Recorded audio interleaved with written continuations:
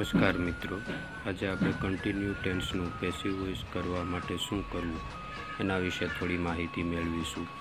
એ present continuous tense હોય અથવા તો પાસ્ટ કન્ટિન્યુઅસ ટેન્સ હોય, પરંતુ તેનું પેસિવ વોઇસ કરવા માટે આપણે જરૂરી બાબતો તો કે જે અત્યાર સુધી આપણે જે સિમ્પલ ટેન્સની અંદર કર્યું હતું એ જ પ્રમાણે કોઈ પણ કન્ટિન્યુ ટેન્સ હોય તો એનું પેસિવ વોઇસ એ રીતે જ થાય છે.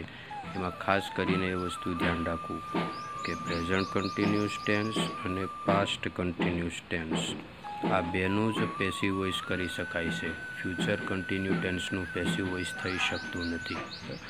તો એના માટેના અમુક મુદ્દાઓ જે આપણે સિમ્પલ ટેન્સની અંદર પણ જોયા હતા એ જ મુદ્દાઓ એમાં થોડોક સુધારો કે પહેલો આપણો પેસિવ વોઇસ કરવા માટેનો રૂલ્સ કે હંમેશા જે રીતે આપણે કર્મને કર્તાના સ્થાને મૂકીએ છીએ એ જ રીતે કન્ટિન્યુ ટેન્સનું પણ પેસિવ કરવા માટે કર્મને આપણે કર્તાના સ્થાને મૂકવું પડશે. પોઈન્ટ નંબર 2, કર્મને પ્રમાણે એટલે કે કર્મને ધ્યાનમાં રાખી અને ટુ બીનું યોગ્ય રૂપ. જો વર્તમાન કાળ પ્રેઝન્ટ કન્ટિન્યુઅસ ટેન્સ હોય તો વર્તમાન કાળના ટુ બીના રૂપ મૂકવા પડે. પાસ્ટ કન્ટિન્યુઅસ ટેન્સ હોય તો ભૂતકાળના ટુ બીના રૂપનો આપણે ઉપયોગ કરવો પડશે. પણ ખાસ જે પ્રમાણે આપણે સિમ્પલ ટેન્સમાં કર્યું હતું એ જ પ્રમાણે કર્મને ધ્યાનમાં રાખીને ટુ બીનું રૂપ વાપરવું. આ એક વધારાનો પોઈન્ટ અહીંયા આવે છે. પોઈન્ટ નંબર 3 કે વાક્યની અંદર વધારાના શબ્દ તરીકે બીંગ, બીનું આઈએનજી વાળું રૂપ એટલે કે બીનું V4 આપણે અહીંયા વાક્યની અંદર ઉમેરવું પડશે. અને આ બીનું V4 કઈ રીતે બને તો કે આપણે કન્ટિન્યુ ટેન્સના સેન્ટેન્સ શીખીએ છીએ અને કન્ટિન્યુ ટેન્સની અંદર આપણને વાક્યમાં જ આઈએનજી વાળું ક્રિયાપદ લાગેલું જ હોય છે અને આપણે પેસિવ કરીએ એટલે એનું V3 કરવું પડે. પણ જ્યાં સુધી આપણને ક્રિયાપદમાં એક પ્રત્યય કોઈ પણ લાગેલો હોય ત્યાં સુધી આપણે એનું બીજું રૂપ બનાવી શકતા નથી.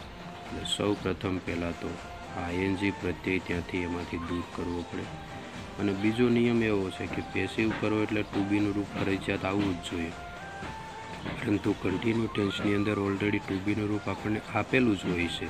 એટલે ફરીથી આપણે બીજું ટુ બીનું રૂપ એ વાક્યની અંદર વાપરી શકીએ નહીં. એટલે આ બંનેનું સોલ્યુશન કરવા માટે મારા વિચાર પ્રમાણે એવું લાગે છે કે પેસિવ વોઇસની અંદર આ બીંગ શબ્દ વધારાનો ઉમેરવામાં આવે છે. એટલે એને બીંગ શબ્દ એ રીતે કદાચ બનાવ્યો હોય કે ટુ બીના રૂપની નિશાની તરીકે બી શબ્દ લેવામાં આવે છે. એટલે એમાંથી ટુ બીના રૂપ એમાંથી ટુ બીના રૂપ મૂકવા માટે બી શબ્દ લીધો અને વાક્યમાં જે V4 ક્રિયાપદનું આઈએનજી વાળું રૂપ હોય છે એનું V3 કરવા માટે સૌ પ્રથમ એમાંથી આઈએનજી દૂર કરવો પડે. તો મારા વિચાર પ્રમાણે આ આઈએનજી પ્રત્યય અહીંયા ક્રિયાપદમાંથી દૂર કરી અને આ બીની સાથે જોડી દીધો અને એને બનાવી દીધું બીંગ. એટલે કદાચ આ ઈરાદાથી પણ આ બીંગ શબ્દ ઉમેરાતો હોય કે જેની અંદર ટુ બીના રૂપની નિશાની બી પણ આવી જાય અને ચાલુ કાળની નિશાની આઈએનજી પ્રત્યય પણ આવી જાય. અને એટલા માટે કદાચ વાક્યની અંદર વધારાના શબ્દ તરીકે જેમ આપણે ફ્યુચર ટેન્સમાં ટુ બીના રૂપની નિશાની તરીકે માત્ર બી ઉમેરાતો હતો એ રીતે કન્ટિન્યુ ટેન્સની અંદર ટુ બીના રૂપની નિશાની અને ચાલુ કાળની નિશાની બંનેને ભેગા કરી અને બીંગ શબ્દ ઉમેરવામાં આવતો હોઈ શકે એટલા માટે કારણ કે આ મારું અનુમાન, મારી ધારણા પ્રમાણે આવો અર્થ કદાચ બની શકે, હોઈ શકે એ ઈરાદાથી બીંગ શબ્દ એણે પેસિવ વોઇસમાં ઉમેર્યો હોઈ શકે. ત્યાર પછી તો કે પછીનો પોઈન્ટ પાછો સરળ આપણો જે હતો એ જ કે આપેલ ક્રિયાપદનું V3નું રૂપ લખવાનું. કારણ કે એમાંથી આપણે આઈએનજી પ્રત્યય દૂર કરી લઈએ એટલે આઈએનજી પ્રત્યય V4માંથી કાઢો એટલે V1 થઈ જાય. એટલે સરળતાથી આપણે એનું V3 કરી શકીએ છીએ. અને ખાસ મહત્ત્વનું કે બીંગ અને V3 એ કોઈ પણ પ્રકારનું વાક્ય હોય, હકાર, નકાર, પ્રશ્નાર્થ, કોઈ પણ પ્રકારનું વાક્ય હોય, આ બે શબ્દો હંમેશા એક સાથે જ રહેવા જોઈએ. આ બે શબ્દો ક્યારેય પણ જુદા પડવા જોઈએ નહીં. ત્યાર પછી જે રીતે આગળ આપણે કરતા હતા એ જ રીતે કે અન્ય શબ્દોને આપણે આગળ લઈ લેવા અને લાસ્ટમાં બાય શબ્દ વડે આપણે કર્તાને મૂકવાનો રહેશે. બરાબર, જે આગળ આપણે સિમ્પલ ટેન્સની અંદર જોયું હતું એ જ પ્રમાણે અહીંયા પણ આપણે એનું પેસિવ વોઇસ કરવાનું છે. સૌ પ્રથમ આપણે જોઈએ એની પેટર્ન, વાક્ય રચના. તો સૌ પ્રથમ અફર્મેટિવ હકાર વાક્ય, તો કે એક્ટિવ વોઇસ એટલે કે આપણા ચાલુ કાળની વાક્ય રચના. તો આપણા ચાલુ કાળની વાક્ય રચના પ્રમાણે તો કે કર્તા પ્લસ એમ ઇઝ આર, અહીંયા પ્રેઝન્ટ કન્ટિન્યુઅસ ટેન્સ છે એટલે જો પાસ્ટ કન્ટિન્યુઅસ ટેન્સ હોય તો અહીંયા પાસ્ટના ટુ બીના રૂપ વોઝ વેર હોય, મતલબ કે ટુ બીના રૂપ પ્લસ આઈએનજી વાળું ક્રિયાપદ કર્મ અન્ય શબ્દ. આનું પેસિવ વોઇસ કરીએ ત્યારે જે આપણા રૂલ્સ છે પેસિવના એ કે કર્મને કર્તાના સ્થાને મૂકવું. ત્યાર પછી આપણે સિમ્પલ ટેન્સમાં પણ જોયું જ હતું કે કર્મ પ્રમાણે અને વાક્યના કાળ પ્રમાણે ટુ બીના રૂપ વાપરવા. તો અહીંયા ટુ બીના રૂપ હોય એની જગ્યાએ જ ફરીથી ટુ બીના રૂપ ધ્યાનમાં રાખવા મૂકવા. પરંતુ આ જે ટુ બીના રૂપ હોય એક્ટિવ વોઇસમાં એ કર્તાને આધારે હોય છે, જ્યારે પેસિવ વોઇસની અંદર આપણે ટુ બીના રૂપ કર્મને આધારે લખવાના છે. ક્યારેક એવું પણ બની શકે કે ટુ બીના રૂપ ચેન્જ પણ થાય, ક્યારેક એવું પણ બની શકે કે બંને કર્તા તરીકે સમાન રૂપ આવી શકતા હોય. તો કર્તાના સ્થાને કર્મ, ટુ બીના રૂપની જગ્યાએ આપણે ટુ બીનો રૂપ જ વાપરવાનું છે. ત્યાર પછી જે આપણે ઉપર સમજ્યા હતા એ પ્રમાણે કે વધારાના શબ્દ તરીકે બીંગ શબ્દ અહીંયા ઉમેરવાનો છે. અને ત્યાર પછી અહીંયા જે V4 આઈએનજી દૂર કરવાથી V1 થઈ જાય છે તેનું આપણે V3 કરવું અને એક્સ્ટ્રા વર્ડ અને લાસ્ટમાં બાય શબ્દ વડે કરતા. For example, I am writing an example now. તો એની અંદર એન એક્ઝામ્પલ એ આપણું ઓબ્જેક્ટ છે એટલે એને આપણે કર્તાના સ્થાને લાવ્યા. અહીંયા ટુ બીનું રૂપ એમ છે એ આઈના પ્રમાણમાં હતું, અહીંયા આપણે ટુ બીનું રૂપ ઇઝ લેવું પડ્યું કારણ કે કર્મ એન એક્ઝામ્પલ ત્રીજો પુરુષ એક વચન એના પ્રમાણે. ત્યાર પછી તો કે વધારાનો શબ્દ બી એને આઈએનજી બીંગ, જે અહીંથી આઈએનજી દૂર થઈ અને અહીંયા લાગ્યો એટલે અહીંયા થઈ ગયું રાઇટ V1, એનું આપણે V3 કરી શક્યા. એક્સ્ટ્રા વર્ડ નાવ અને લાસ્ટમાં બાય શબ્દ વડે આઈ કર્મના સ્થાને જાય એટલે એની કર્મ વિભક્તિ મીમાં રૂપાંતર થાય છે. ત્યાર પછી છે નેગેટિવ સેન્ટેન્સ. તો નેગેટિવની અંદર તો કે એ જ વસ્તુ જે આપણી વાક્ય રચના છે તે માત્ર વચ્ચે નકારવાચક શબ્દ નોટનો ઉલ્લેખ થાય છે. અને એ જ રીતે પેસિવ વોઇસની અંદર પણ એ જ વસ્તુ છે, કર્મ આગળ એના પ્રમાણે ટુ બીના રૂપની જગ્યાએ ફરીથી ટુ બીનું રૂપ, નોટની જગ્યાએ નોટ. અહીંયા V4 એટલે આપણે બીંગ V4, ત્યાર પછી વર્બનું V3 અને એક્સ્ટ્રા વર્ડ લાસ્ટમાં બાય શબ્દ વડે કરતા. For example, we are not learning science right now. તો એની અંદર નોટ લર્નિંગ V4 સાયન્સ આપણું ઓબ્જેક્ટ છે, એ ઓબ્જેક્ટને આપણે સબ્જેક્ટના સ્થાને લાવ્યા. ટુ બીનું રૂપ આર હતું એની જગ્યાએ ટુ બીનું રૂપ આપણે સાયન્સ પ્રમાણે ઇઝ મૂક્યું, નોટનું નોટ લીધું. અહીંયા V4 છે એટલે V4 બીંગ આપ્યું. અને હવે લર્ન V1 છે એનું V3 લર્ન્ટ. ત્યાર પછી એક્સ્ટ્રા વર્ડ રાઇટ નાવ, લાસ્ટમાં બાય શબ્દ વડે વીને મૂકતા બસ કરતા થઈ ગયું કર્મમાં રૂપાંતર. ત્યાર પછી છે ઇન્ટ્રોગેટિવ સેન્ટેન્સ, જેની અંદર પહેલો પ્રશ્નનો પ્રકાર છે સાદો પ્રશ્ન, મતલબ કે જે તે કાળ પ્રમાણેના શબ્દથી પ્રશ્ન. તો અહીંયા ટુ બીના રૂપથી પ્રશ્ન, કે જે પ્રશ્નની શરૂઆત ટુ બીના રૂપથી થયેલી હોય છે, એટલે કે એમિઝાર પ્લસ કર્તા V4 કર્મ અને અન્ય શબ્દ અને ક્વેશ્ચન. આનું પેસિવ કરીએ તો કર્તા બીજા સ્થાને છે એટલે આપણે કર્મને પણ બીજા સ્થાને મૂકવું. પ્રથમ સ્થાન ઉપર તો કે ટુ બીના રૂપની જગ્યાએ ટુ બીનું રૂપ જ, પણ કર્મને ધ્યાનમાં રાખીને અહીંયા V4 છે એટલે આપણે બીંગ શબ્દ V4નું મૂકીશું. વાક્યનું વર્બ છે એનું V3 કરવું. એક્સ્ટ્રા વર્ડ કર્મના સ્થાને બાય શબ્દ વડે લાસ્ટમાં આપણે કરતા મૂકીએ અને question mark. For example, is your father visiting the principal now. તો એમાં ધ પ્રિન્સિપાલ આપણું કર્મ છે એટલે એને કરતા યોર ફાધરની જગ્યાએ લાવ્યા. એના પ્રમાણે ટુ બીના રૂપ ઇઝની જગ્યાએ ટુ બીનું રૂપ ઇઝ જ રહ્યું, કારણ કે અહીંયા પણ થર્ડ પર્સન સિંગ્યુલર કરતા હતો, કર્મ પણ થર્ડ પર્સન સિંગ્યુલર છે, એટલે ટુ બીના રૂપમાં કોઈ બદલાવ થઈ શકતો નથી. ત્યાર પછી એક્સ્ટ્રા વર્ડ બી એનું બિંગ અને વિઝિટનું V3 visited, extra word now by શબ્દ વડે આપણે લાસ્ટમાં કરતા. તો અહીંયા આપણે જોઈ શકીએ કે પ્રશ્ન વાક્ય હોવા છતાં પણ બી અને V3 બંને આપણે સાથે રાખેલા છે. એ જ રીતે WH ક્વેશ્ચન. તો WH ક્વેશ્ચનની અંદર કોઈ સુધારો વધારો નથી થતો.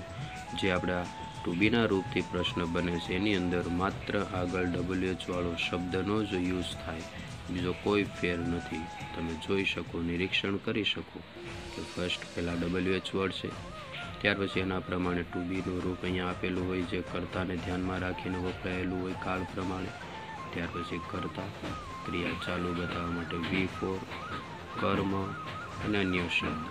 આનું પેસિવ કરીએ એટલે WH એ ત્યાં ને ત્યાં જ પોતાના સ્થાન ઉપર જ શરૂઆતમાં જ રહેશે. કર્તાના સ્થાને આપણે કર્મ લાવીએ છીએ અને એની પહેલાં ટુ બીનું રૂપ જે અહીંયા કર્તાના પ્રમાણે ટુ બીનું રૂપ હોય છે એની જગ્યાએ આપણે કર્મને ધ્યાનમાં રાખીને ટુ બીનું રૂપનો ઉલ્લેખ કરવો.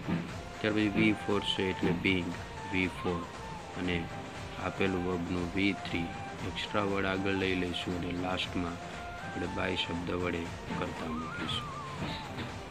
Four example, where are you putting your book. So where WH word, are કરતા પ્રમાણે ટુ બીનું રૂપ, કારણ કે કરતા આપણો યુ છે, પુટિંગ V4 આપેલું છે, યોર સંબંધક વિભક્તિ છે એટલે એની સાથે જે શબ્દ જોડાયેલો હોય એને આપણે સાથે લઈએ તો જ જે તે કર્તા અથવા તો કર્મ વિભક્તિ અથવા તો નામ બની શકે. એટલે આ આપણું કર્મ છે એને આપણે પહેલાં કર્તાના સ્થાને પણ એ પહેલાં WHની જગ્યાએ WH એમને એમ, કર્તાની જગ્યાએ આપણે કર્મ લાવ્યા અને કર્મમાંની અંદર બુક ત્રીજો પુરુષ એક વચનનો ઉલ્લેખ થાય છે એટલે ટુ બીના રૂપ આરની જગ્યાએ આપણે ટુ બીનું રૂપ ઇઝનો ઉપયોગ કરવો પડે.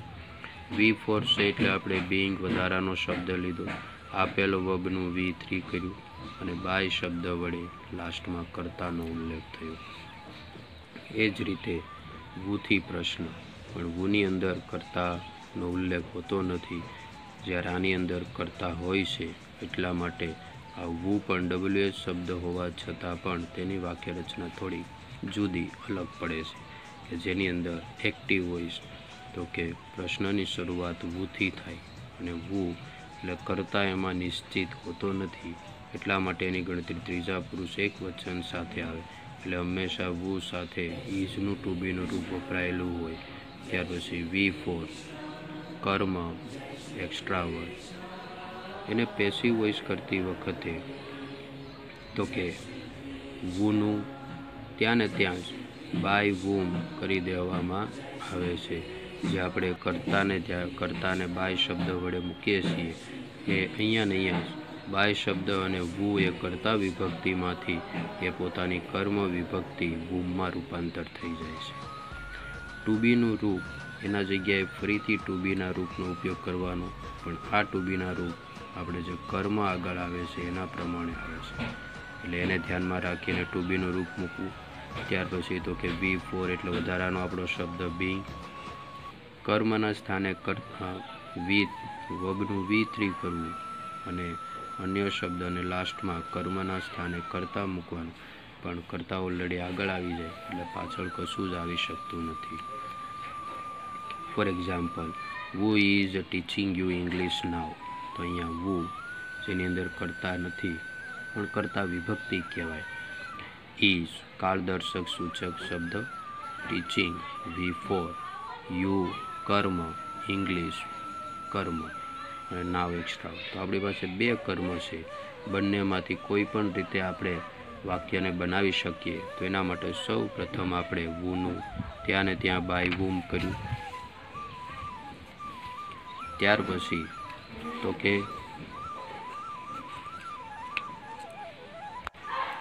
ત્યાં ને ત્યાં જ આપણે તેનું બાય વુમ કરીશું. ત્યાર પછી પહેલું કર્મ આપણે આગળ લઈએ તો એના પ્રમાણે ટુ બીનું રૂપ આર, ત્યાર પછી કર્મ આવશે, ત્યાર પછી V4 બીંગ શબ્દ અને ક્રિયાપદનું V3 એટલે કે ટોટ, ત્યાર પછી સેકન્ડ ઓબ્જેક્ટ અને એક્સ્ટ્રા વર્ડ.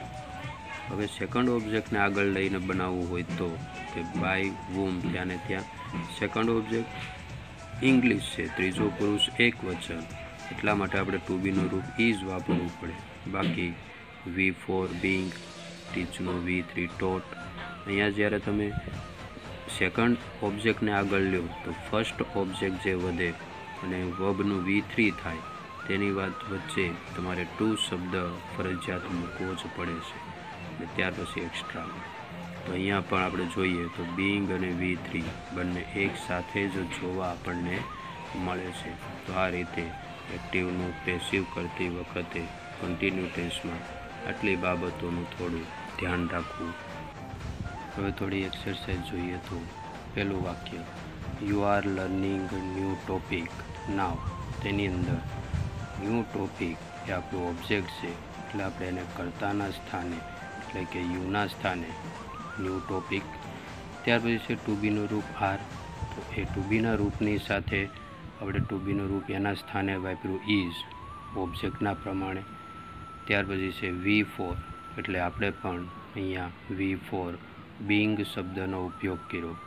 ત્યાર પછી આવશે તો કે જે વર્બ છે લર્ન, એનું V3 આપણે કરીશું એટલે કે લર્ન.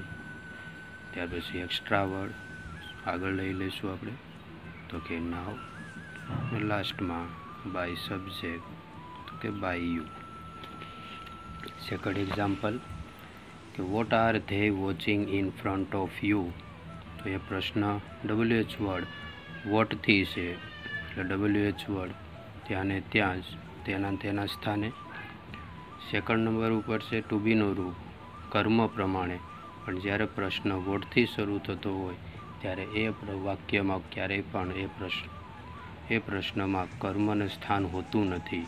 જેવી રીતે વુથી પ્રશ્ન હોય તો કરતા નથી હોતો, એવી જ રીતે વોટથી જ્યારે પ્રશ્ન હોય ત્યારે વાક્યમાં કર્મ ક્યારેય પણ જોવા મળતું નથી, અને કરતા કે કર્મ ન હોય એટલે એની ગણતરી ત્રીજા પુરુષ એક વચન તરીકે થાય. એટલે ટુ બીના રૂપ આરની જગ્યાએ આપણે ટુ બીનું રૂપ ઇઝનો ઉપયોગ કરીશું. ત્યાર પછી તો કે કર્તાના સ્થાને કર્મ, પણ વાક્યમાં કર્મ જ નથી હોતું, એટલે એના પછીનું આગળનું સ્ટેપ તો કે V4 છે. આપણે અહીંયા V4 એટલે કે આપણો એક્સ્ટ્રા વર્ડ બીંગનો ઉપયોગ કરવો પડશે. ત્યાર પછી V3 તો કે ક્રિયાપદ છે આપણું વોચ, રેગ્યુલર વર્બ છે એટલે એની ઈડી પ્રત્યે લગાવવાથી તેનું V3 થઈ શકે. ત્યાર પછી એક્સ્ટ્રા વર્ડ તો કે in front of you. Last by subject તો કે સબ્જેક્ટ છે આપણું ધ્યેય, તો ધ્યેયને આપણે ઓબ્જેક્ટના સ્થાને લઈ જઈએ એટલે ધ્યેયનું થઈ જશે ધ્યેય ક્વેશ્ચન માર્ક. એવી જ રીતે ત્રીજું example, who is giving you this books now. તો વુનો મતલબ આની અંદર કરતા નથી, ઇઝ ગિવિંગ ચાલુ કાળનો ઉલ્લેખ કરે છે, યુ આપણું પહેલું ઓબ્જેક્ટ છે V1 O1, અને this books A object number 2. તો સૌ પ્રથમ પહેલાં તો વુનું આપણે ત્યાંને ત્યાં કરી દઈશું બાય વુ. પહેલો ઓબ્જેક્ટ આપણે આગળ લઈએ એટલે પહેલા ઓબ્જેક્ટ પ્રમાણે યુ પ્રમાણે અહીંયા ઇઝની જગ્યાએ આપણે લખીશું ટુ બીનું રૂપ એટલે કે આર. જેના પ્રમાણે ટુ બીનું રૂપ લખ્યું એનું સ્થાન અહીંયા આવશે એટલે કે યુ. ત્યાર પછી છે V4, એટલે આપણે પણ વાપરીશું V4 એટલે કે બીંગ. ત્યાર પછી વર્બનું V3 એટલે ગીવનું થશે ગીવન. ત્યાર પછી સેકન્ડ ઓબ્જેક્ટ એટલે કે this books, extra word so now question mark. એવી જ રીતે લાસ્ટ સેન્ટેન્સ કે are you speaking English properly. તો આર સિમ્પલ ટુ બીના રૂપથી પ્રશ્ન થયો એટલે સિમ્પલ ક્વેશ્ચન કહેવાય. યુ કરતા બનશે, સ્પીકિંગ V4 અને ઇંગ્લિશ ઓબ્જેક્ટ. તો ઇંગ્લિશ પ્રમાણે પહેલાં તો આરની જગ્યાએ ટુ બીનું રૂપ તો કે ઇંગ્લિશ એટલે આપણે લખીશું ઇઝ. યુ કરતા છે એની જગ્યાએ આપણે લાવીશું કર્મ એટલે કે ઇંગ્લિશ. ત્યાર પછી બિંગ એટલે કે V4 છે એટલે આપણે લખીશું V4. ત્યાર પછી વર્બનું V3 તો કે સ્પીકનું થશે સ્પોકન. ત્યાર પછી આપણે લઈ લઈશું એક્સ્ટ્રા વર્ડ એટલે કે પ્રોપરલી. અને લાસ્ટમાં બાય વડે કરતા કે યુ ક્વેશ્ચન માર્ક. તો આ રીતે આપણે જેવી રીતે એક્સરસાઇઝમાં ઉદાહરણોમાં જોયું એ રીતે કન્ટિન્યુ ટેન્સનું પેસિવ વોઇસ કરવામાં આવે છે. ફરક એટલો છે કે પ્રેઝન્ટ કન્ટિન્યુઅસ ટેન્સ હોય તો ત્યાં ટુ બીના રૂપ એમિઝારનો યુઝ થાય, અને જો પાસ્ટ કન્ટિન્યુઅસ ટેન્સ હોય તો એની જગ્યાએ ટુ બીના રૂપ વોઝ વેરનો યુઝ થશે. બીજો કોઈ પણ જાતનો વધારાનો સુધારો આવશે નહીં. એટલે આ જ રીતે પ્રેઝન્ટ કન્ટિન્યુઅસ ટેન્સ હોય કે પાસ્ટ કન્ટિન્યુઅસ ટેન્સ તેનું પેસિવ વોઇસ કરવાની પદ્ધતિ આ જ રીતની રહેશે. એની અંદર પણ આ જ રીતે વધારાનો શબ્દ બિંગ ઉમેરવો પડશે. ધન્યવાદ.